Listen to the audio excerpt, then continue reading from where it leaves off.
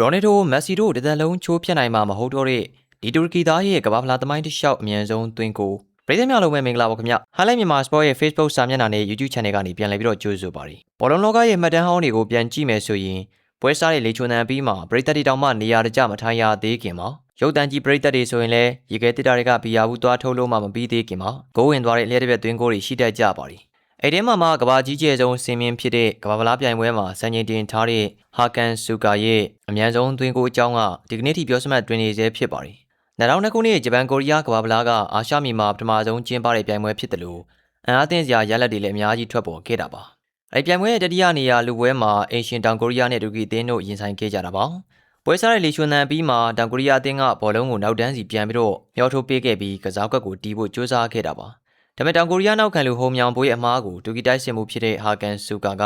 အမိရအသုံးချပြီးတော့ဘောလုံးကိုလူယူကဂိုးပေါက်တွေကိုကန်သွင်းခဲ့တာဖြစ်ပါတယ်။အဲဒီချိန်မှာပွဲစားကလေးကရေတွက်မယ်ဆိုရင်10.8စက္ကန့်သာရှိပါသေးတယ်။ဒါကကမ္ဘာဖလားသမိုင်းတစ်လျှောက်အမြန်ဆုံးသွင်းကိုဖြစ်မှတ်တမ်းဝင်သွားခဲ့တာပါ။ဟာကန်ဆူကာဆိုတာဘယ်သူပါလဲ။ဒီစံချိန်ရှင်ဟာကန်ဆူကာကတူကီဘောလုံးလောကရဲ့ကံဝင်တူဖြစ်ပါတယ်။ဂါလာတာစရေးအသင်းမှာအောင်မြင်မှုများစွာရရှိခဲ့တယ်လို့အီတလီစီးရီးကအင်တာမီလန်ပါမာစားတဲ့အသင်းတွေမှာလည်းကစားခဲ့ပူးပါတယ်။သူရဲ့10.8စက္ကန့်စံချိန်ကအခု2026အထိတောင်မှဘယ်သူမှမချိုးဖျက်နိုင်သေးတဲ့ခိုင်မာတဲ့မှတ်တမ်းတစ်ခုဖြစ်နေပါသည်။ကမ္ဘာဖလားပြိုင်ပွဲမှာတော့ဟာကန်ဆူကာကအမြန်ဆုံးဖြစ်ပေမဲ့တခြားလီပွဲတွေနဲ့ပျော်ရမ်းပွဲတွေမှာတော့ဒီထက်မြန်တဲ့ဂိုးတွေရှိပါသေးတယ်။ညီကိုတို့ကရောခုနောက်ပိုင်းလူငယ်ကစားမတွေရဲ့မြန်ဆန်တဲ့ကစားဟန်နေနဲ့ဆိုရင်ဟာကန်ဆူကာရဲ့ကမ္ဘာဖလားစံချိန်ကြီးကိုလာမယ့်2026ဒါမှမဟုတ်2030မှာအချိုးခံရနိုင်မလားဆိုတာပြောပြပေးသွားခဲ့ကြပါဦးခင်ဗျာ။